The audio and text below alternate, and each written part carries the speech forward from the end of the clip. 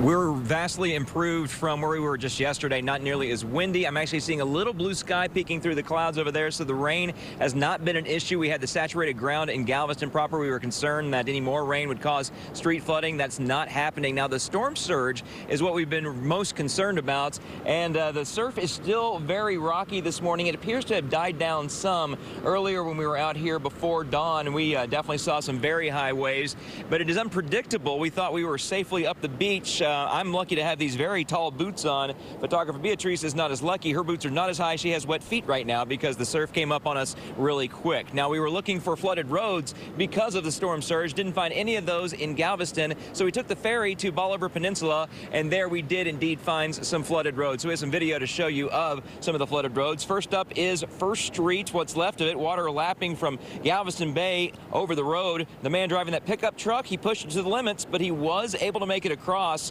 You're, of course, highly advised not to follow his example or do what these two people are doing, walking their bikes through the high water.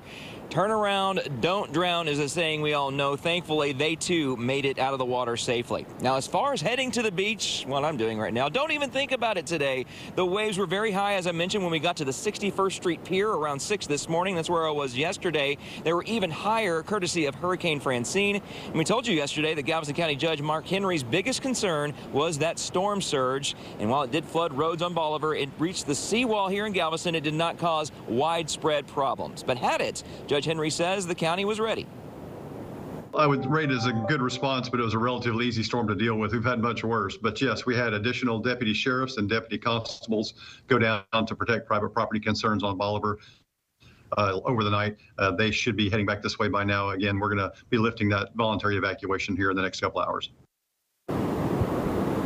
There you have it. Voluntary evacuation for Bolivar Peninsula was a major just precaution. No need for it. It had the seawall, or sorry, it had the ferries not being able to run because of the conditions, and had Highway 87 been overrun by the storm surge, folks there would have been cut off, but that did not turn out to be the case. Water did get over 87 a little bit, but it never had to be close. So that area's looking good. Galveston's looking good. The beach, bad idea today. Just too rough of surf. Give it another day. Maybe Pleasure Pier down the way. But another reason, perhaps, not to come to the beach. These guys have washed up on shore. That's a pretty mean-looking jellyfish there. I don't want to tussle with it. So, Maggie, let's keep it indoors today. Yes, but the Francine, not going to be a big problem for us. But folks in New Orleans and the rest of Louisiana, got to have our thoughts on them.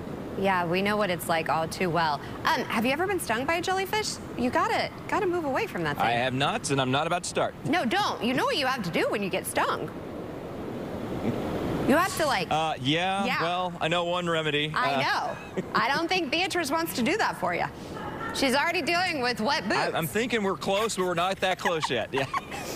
I'd do it for you. Not really. All right, you gotta have some humor in the midst of weather coverage. Here for you. Love you, Seth, with the good hair, even in the wind.